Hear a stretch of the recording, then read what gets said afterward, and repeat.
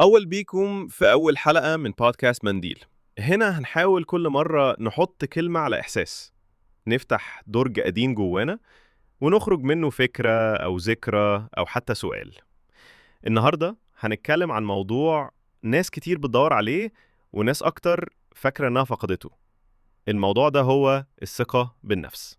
في ناس أول ما تسمع الكلمة دي بتفتكر الصورة الجاهزة دي، حد ما بيغلطش، دايما صوته عالي، واثق في كل كلمة، دايما ناجح، دايما عارف هو بيعمل إيه.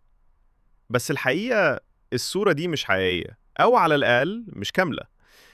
الثقة بالنفس مش معناها إنك ما تقعش، هي إنك تقع وتقوم. مش معناها إنك ما تشكش في نفسك، هي إنك تشك بس ما توقفش. خليني أحكي لك من البداية، من أول ما بنبدأ نكبر وإحنا بنتعلم نسمع صوت غير صوتنا. ما تعملش كده، خليك مؤدب، خليك زي فلان، ده مش مناسب ليك. وكأننا بنخزن جوه دماغنا تسجيلات لآراء الناس ونبدأ نرددها جوه نفسنا لحد ما ننسى صوتنا الحقيقي. وتيجي لحظة تبص في المراية وتقول: هو أنا فعلا مش كفاية؟ هو أنا ناقصني إيه؟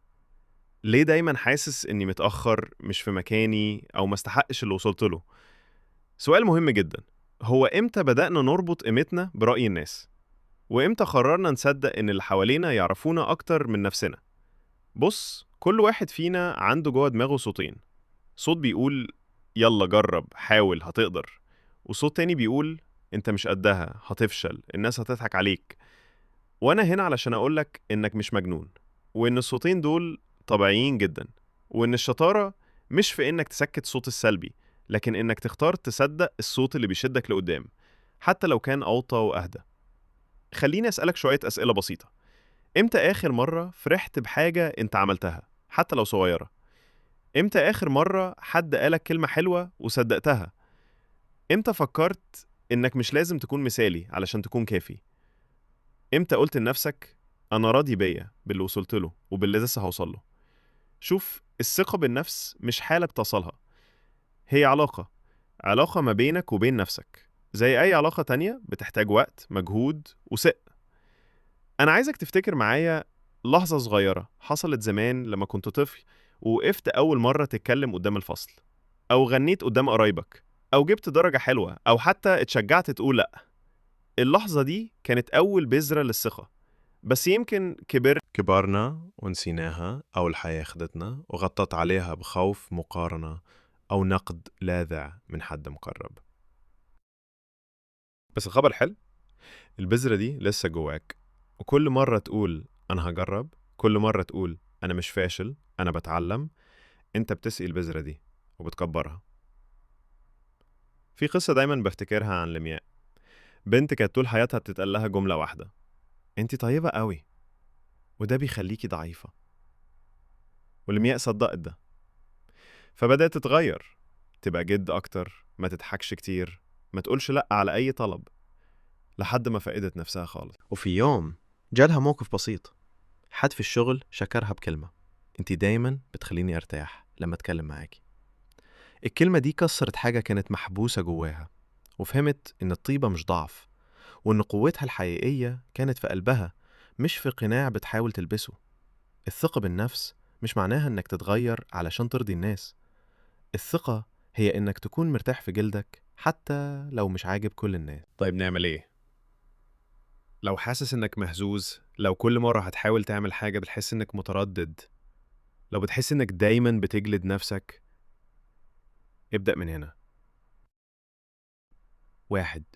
اكتب 3 حاجات بتحبهم في نفسك. مش مهم تكون حاجات ضخمة، يكفي تقول: أنا دمي خفيف، أنا بحب أساعد، أنا بسمع كويس.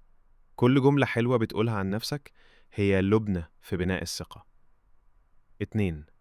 سجل صوتك وانت بتتكلم عن حاجة بتحبها، اسمع نفسك، هتتفاجئ قد ايه صوتك فيه طاقة، فيه صدق، وده بيكفي تبدأ تحب نفسك أكتر. 3. خلي حواليك ناس بتحبك على طبيعتك، مش اللي بيقولولك انت مش كفاية، اللي بيقولولك انت جميل كده حتى لو بتتطور. 4. افشل وارجع تاني، كل الناس بتقع، بس الفرق ان في ناس بتقوم وتكمل، وناس بتقعد في نفس الحفرة طول العمر.